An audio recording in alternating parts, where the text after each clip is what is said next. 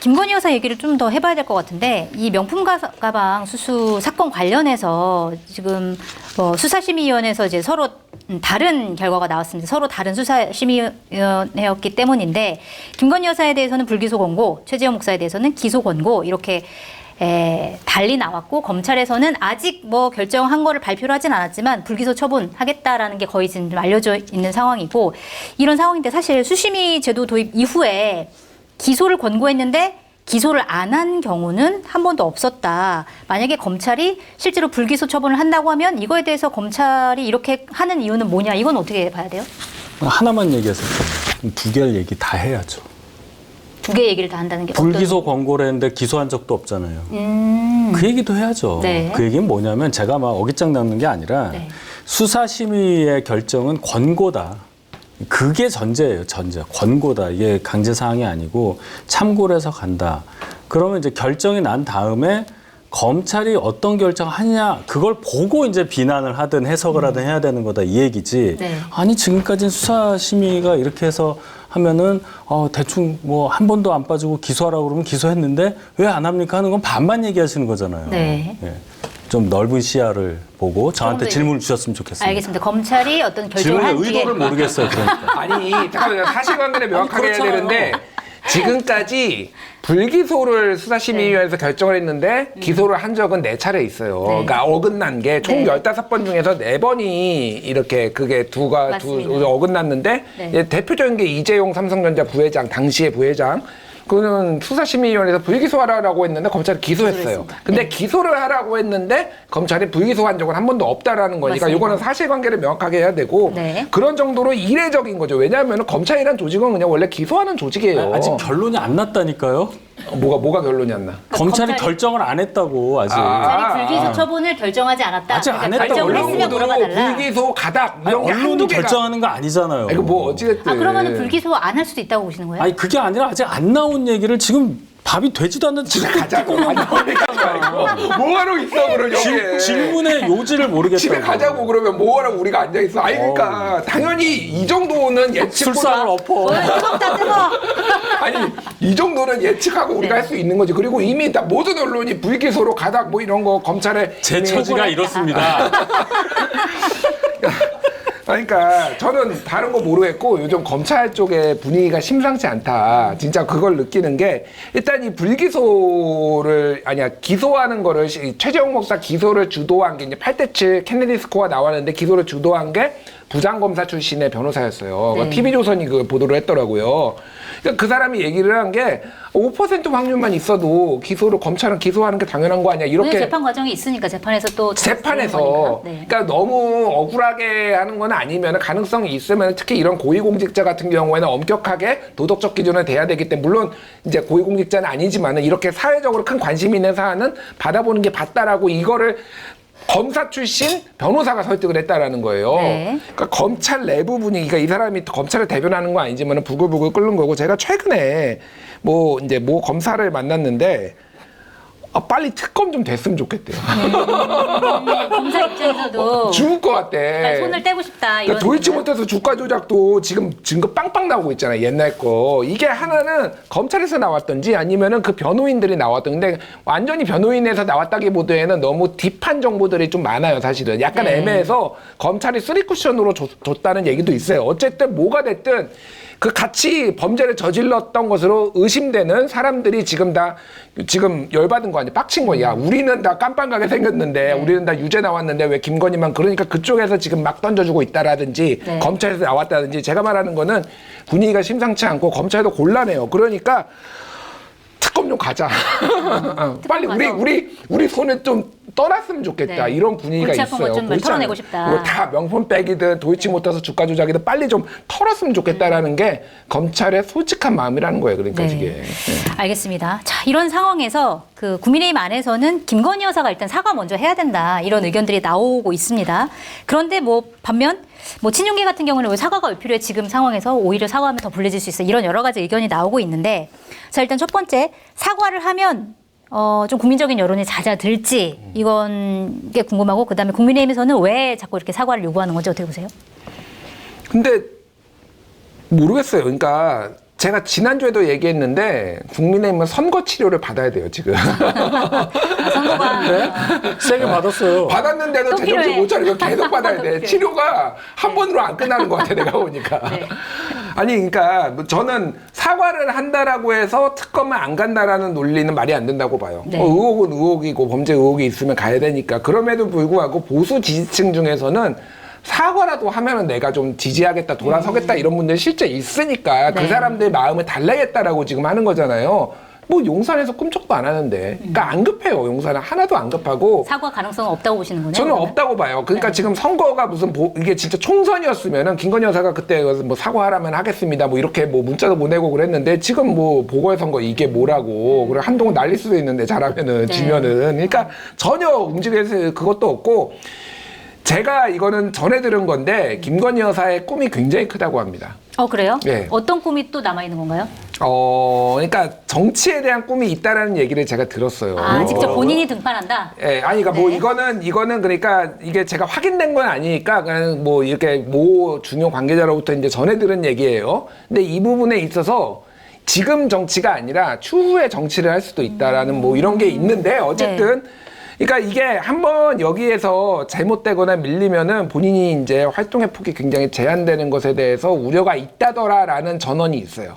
힐러리 클린턴을 꿈꾸시는 건가요? 뭐 그런 유의 건 것 같아요. 그러니까 예, 뭐 여러모로 하여간 뭐 국민의힘에서 또 얘기하는 게 민주당 애들이 가만히 있겠냐 사과한다고 또 물어뜯을 거다 뭐 이런 식의 프레임도 있고. 네. 그러니까 여기에서 고개 숙이면은 사실은 자숙하면 되잖아요. 자숙할 마음이 없는 거니까 안 보일 마음이 없는 거야. 네. 그러니까 어차피 내가 활동을 해야 된다라고 하면은 사과를 하는 게 무슨 의미가 있느냐. 이제 이런 식의 전체적인 기류가 그렇다라는 거예요. 그래서 사과할 가능성 없다. 그리고 어쨌든 V0잖아요. 네. 자기 결정권을 가지고 계신 분입니다. 예, V1이 V0한테 뭐라고 할 수가 없거든. 그러다 보니까 이거는 불가능한 시나리오다, 지금은. 불가능하다. 예, 탄핵 뭐 직전까지 근데 탄핵 가면은요, 또 탄핵 될 것 같으면 약간 그런 분위기면은 또 트라우마가 있는 게 김재원 최고 같은 분이 정무수석 하면서 옛날에 그 주장을 했는데 박근혜가 사과를 했기 때문에 사실상 무너지고 탄핵을 당한 거다라고 네네. 그런 식으로 또 생각을 하세요. 네. 뭐 모르겠어요. 어느 게 맞는지 모르겠으나 약한 모습을 보이니까 우리가 물어 뜯겼다라고 보시는 분들이 꽤 있어요. 김재원 최고가 최고 그런 예, 주장하시는 공개적으로 하시는 분들이 그러니까 저는 사과 안 할 것 같아요. 앞으로도 사과 안 할 거다. 절대 안 할 거다. 네. 예. 사과가 필요하다고 보세요?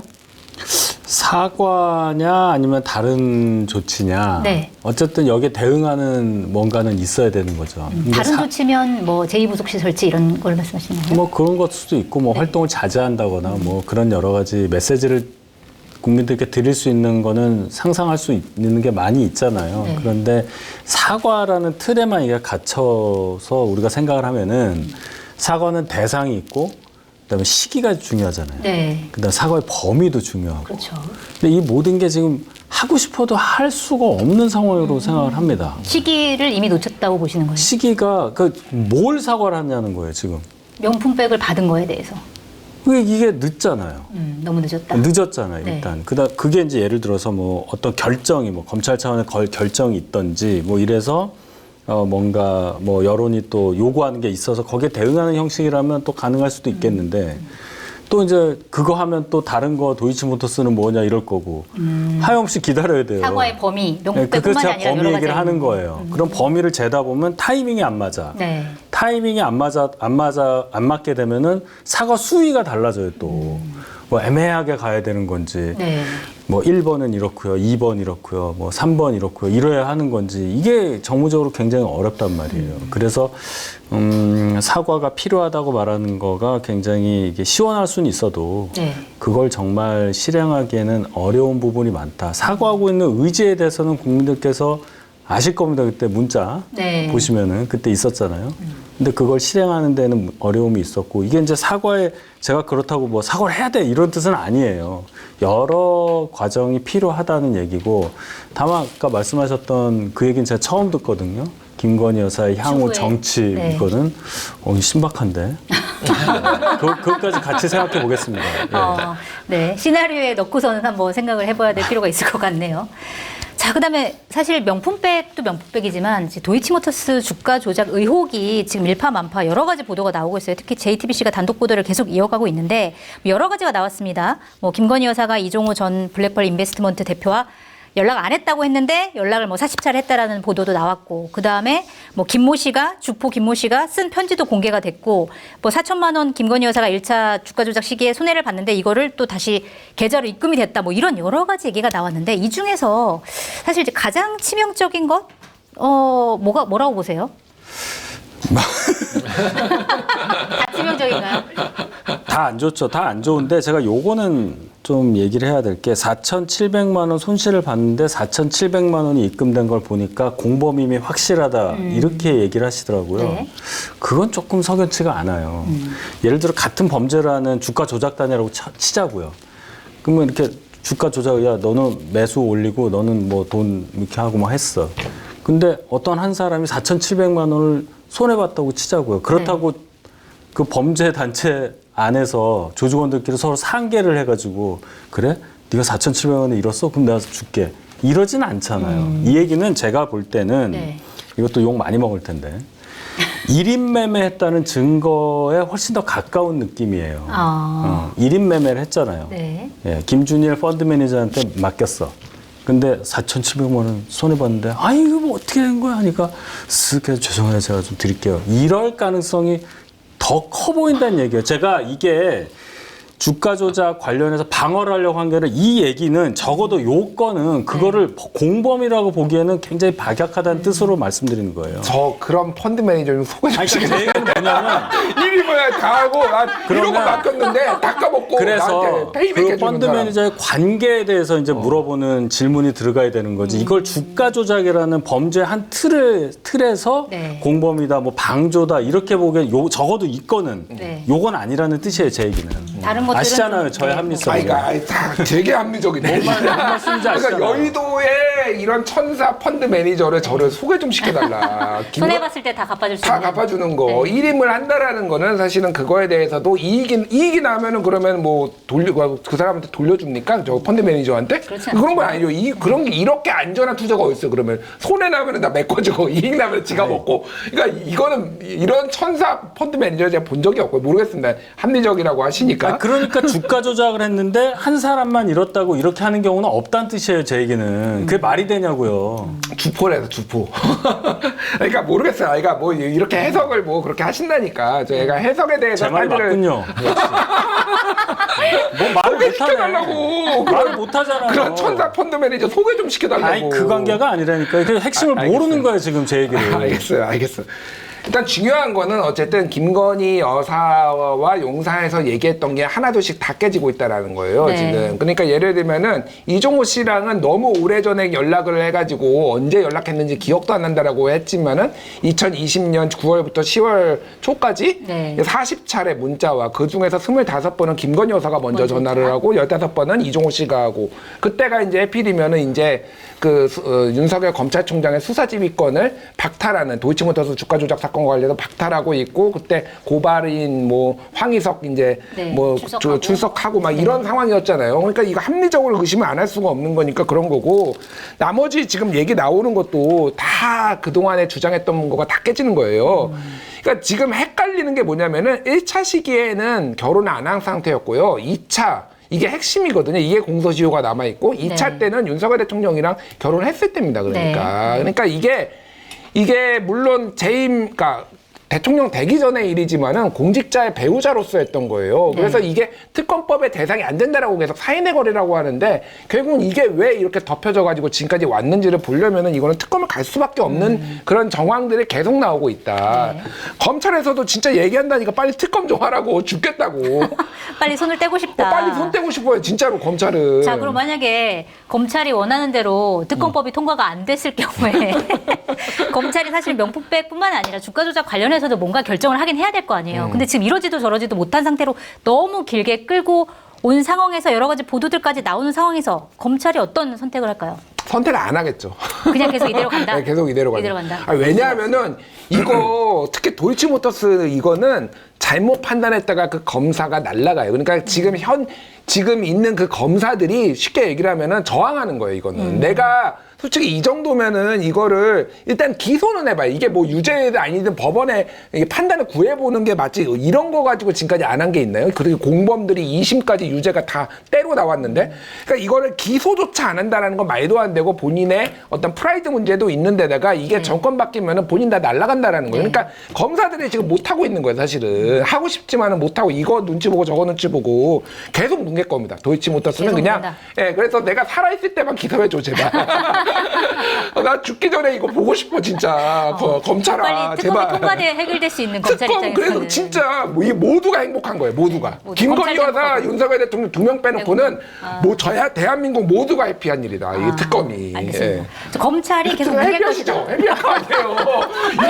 이런 얘기는 말도 안 되는 수위대 앉혀도 되잖아. 이제 그 특검 나오면은 이제. 공달이라고요. 아 공단. 제 처지가 이래요. 자, 공달의 입장에서 검찰 계속 뭉개고 갈까요? 공달 입장에서 봐도 뭉개기 어려워요. 아, 뭉개기 어렵다. 이제는 뭉개기가 어렵고 네. 이게 증거가 사실 제가 이거 3년 전에 대선할 때부터 숱하게 방어해왔던 가장 길고 집요하게 방어해왔던 이슈가 이 문제란 말이에요. 도이치모터스. 그런데 그때는 전혀 알지 못했던 것들이 막 나오잖아요. 지금. 네, 그러니까요. 제가 사실 제일 당황스러워요. 아, 그때 그렇게 방어를 열심히 하셨는데. 난 몰랐거든 이런 거는. 물론 이게 이제 보도니까 사실 관계는 뭐 더 봐야 될 수도 있겠지만 적어도 나온 걸로 보면은 사실이라고 볼 수밖에 없을 것 같아요. 그래 만약에 이걸 제가 미리 알았으면 그렇게 방어를 못했겠죠. 그 얘기는 뭐냐면 네. 이게 이렇게 된 이상 검찰도 더 이상 이 결정을 미루기가 어려운 상황이 됐다는 뜻이에요. 저나 검찰이나 입장이 똑같다고 봅니다. 네. 이걸 어떻게 미뤄요? 그래서 제발 검찰은 특검 제발 좀 국회에다가 특검 좀 통과시켜 주셔야 하지만 저는 제발 좀 결정 뭐라도 내주세요. 진짜 그래요. 그럼 기소할 것이다, 불기소할 것이다. 어떻게 보세요? 아, 굉장히 어려운 얘기예요. 굉장히 어려운 얘기. 저는 기소 가능성을 높게 봅니다. 아, 그렇게 보시는군요. 네. 알겠습니다. 자, 이번에는 김건희 여사 얘기가 또 있어요. 이 공천 개입 의혹. 이게 지금 보니까 전방위적으로 지금 공천 개입 의혹 관련해서 공수처가 수사에 착수를 했고, 그다음에 명태균 씨가 이제 뉴스토마토 보도에 대해서 고소를 했는데 이 고소인의 자격으로 경찰 조사를 받았고, 또 검찰은 또 오늘 보니까 단독 기사로 나온 게 김영선 전 의원, 명태균 씨의 자택을 압수수색했다 이런 보도도 나왔는데, 자 일단 이거 한번 여쭤보고 싶어요. 이런 상황에서 그 박은정 조국혁신당 의원이 이렇게 주장을 했습니다. 지난주에 이제 기자회견을 열어서 만약에 윤석열 대통령이 명태균 씨에게 여론조사를 임의로 의뢰를 하고 이거를 무상으로 만약에 보고를 받았다는 게 인정이 되면 정치자금 수수죄에 해당된다. 자, 이거 어떻게 봐야 되나요? 이렇게까지 연결될 수 있는 거라고 보세요? 만약에 진짜 여론조사를 자체적으로 해야 되는 거를 명 씨한테 일임을 하고 돈도 안 주고 시킨 다음에 보고들 다 받고 했으면 뭐 이렇게 뭐 의유를 할 수도 있겠죠. 이분 뭐 검사 출신이니까 아까 뭐 5%의 가능성만 있어도 기소한다고 그랬잖아요. 그런 마인드로 아마 접근한 것 같아요. 네. 근데 정치자금 수수 관련해서 주로 이거를 규제하려는 이유는 정상적이지 않은 방법으로 금품을 수수했을 경우에 뭐 예를 들어서 뭐 유튜브 슈퍼챗으로 받는다거나 이런 거를 주로 얘기하는 거거든요. 그러니까 굉장히 신박한 아이디어죠, 이거는. 돈을 안 준 걸 가지고 네. 이제 이런 걸 이제 거는 거는 요거라고. 사실 이례적이다. 지금 여기 지금 조건이 굉장히 많이 들어가잖아요. 임의로 일을 하고 요 임의라는 말. 네. 이게 이제 지 마음대로 했다는 거 아니에요. 그러니까 이런 거 단어 하나, 네. 음절 3개밖에 안 되는데 이게 모든 걸 좌지우지하니까 이런 식으로 얘기하면 안 된다. 아, 적어도 검사 출신이면 사실관계에서 얘기를 해야죠. if가 계속 들어가잖아요. 네. 그리고 이러기가 어려운 게 명태균 씨 같은 분이 정치권에 많아요. 그러니까 지금 보도 자료 주고 막 그렇게 보도 나오는 얘기하고. 거 보면 명태균 씨가 굉장히 정말 영험한 뭔가 힘이 있어가지고 이준석한테도 먼저 탁 하고 당신 됩니다. 그래갖고 됐어. 네. 윤 대통령한테도 먼저 가가지고 당신 됩니다. 해갖고 됐어. 이렇게 보지만 말도 안 되는 얘기예요. 윤 대통령은 제 기억에 21년 3월 4일에 검찰총장을 관둬요. 네. 명태균이 윤 대통령한테 접근한 건 한참 뒤란 말이에요. 네. 윤석열 대망론이 20년도 말서 추윤 갈등이 있을 때부터 보수에는 있었어요. 우리 가뜩이나 대선 후보인데 어떻게 할 때 갑자기 별의 순간 얘기도 그때 김종인 위원장 얘기에서 나온 거 아니에요. 네. 다 모두가 윤 대통령을 보수의 후보로 머릿속에 상정하고 있었던 때란 말이에요. 근데 뭐 이 사람이 뭐 그렇게 큰 능력이 있다고 무슨 여론조사 아무도 모르는 거 하나 가져와가지고 한 번도 안 해본 것 같은 여론조사를 갖고 와서 그럼 딱 숫자 보여주면서 여기에 감동한 윤 대통령이 그러면 나랑 같이 뭐 합시다 이랬다는 얘기잖아요. 네. 이거 굉장히 말도 안 되는 얘기다. 이렇게까지는 우리 갈 너무 수가 과장하고 없다. 있어요. 너무 과장하고 있다. 오버하고 있다는 얘기예요. 알겠습니다. 어떻게 보세요? 이거 입증하기는 좀 쉽지 않아 보여요. 그러니까 말씀하신 대체적으로 동의를 하는 게 그러니까 여론조사를 돌리는 게 굉장히 많잖아요. 예를 들면은 여론조사 기관들도 자체 여론조사 맨날 하잖아요. 거기에 또 이렇게 대선이나 중요한 선거 있으면 또 넣잖아요. 그러니까 그거를 만약에 그러면은 그거를 캠프 측에 뭐 누군가가 가져가서 했으면은 그게 이제 뭐 이렇게 무슨 금품을 제공한 거와 같은 네. 효과가 있느냐에 대해서는 좀 어려운 부분이 있고 이런 사람들 되게 많거든요. 네, 그러니까 네, 그래서 이거를 입증하기가 그러니까 이거는 명태균이 다 불면 돼.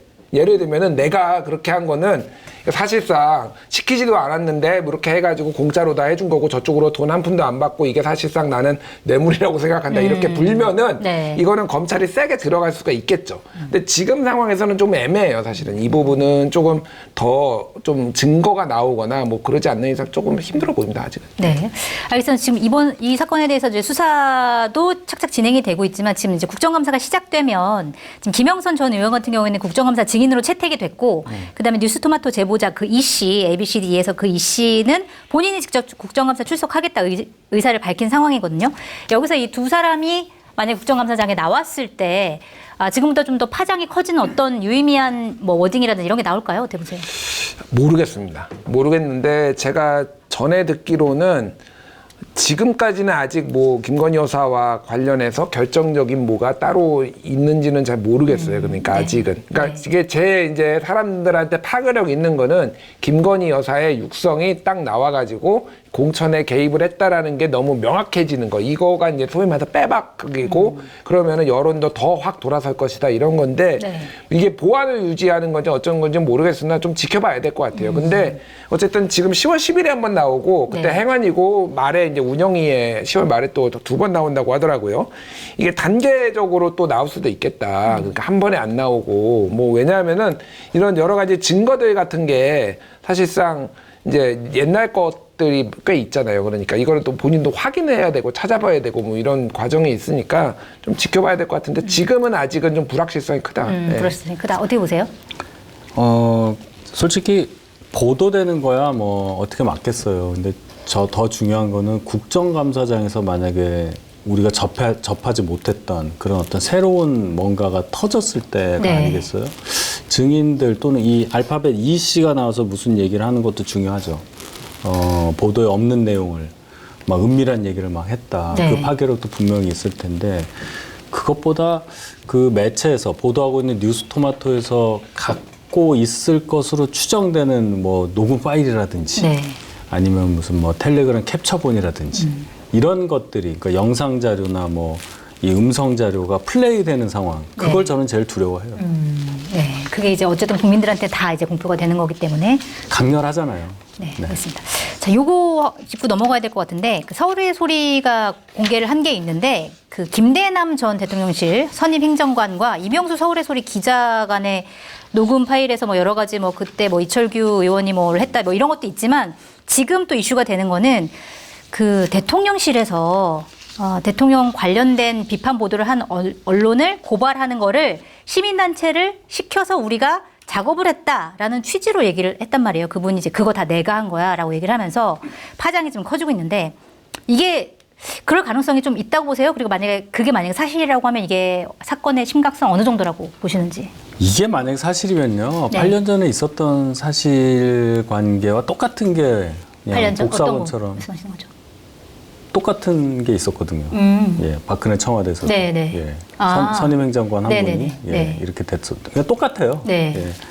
이걸 반복했다는 얘기인데 제가 이해가 안 가는 것은 네. 다른 매체도 아니고 바로 이 매체의 기자와 이분이 통화를 하면서 막 얘기를 했다는 게 저는 이게 무슨 관계인가 이명수 기자 싶어요. 어떤 사람인지 아는데. 네, 뭐 고향 이런 얘기. 후배라고 그러면서 가까워졌다면서요. 여기다가 대고 뭐 이 소리 저 소리 다 했다는데 제가 도대체 무슨 운명의 장난인지 제가 왜 이 얘기를 실드를 쳐야 되는지 모르겠어요. 솔직히 얘기하면. 네. 자, 이렇게 봐요.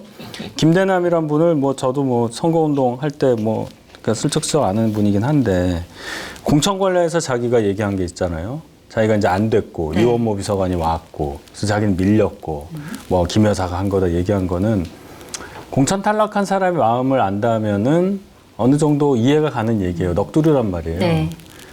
그 정도는 우리가 생각하고 봐야 될 부분이 있는 거고. 자, 요것도 보면은 네.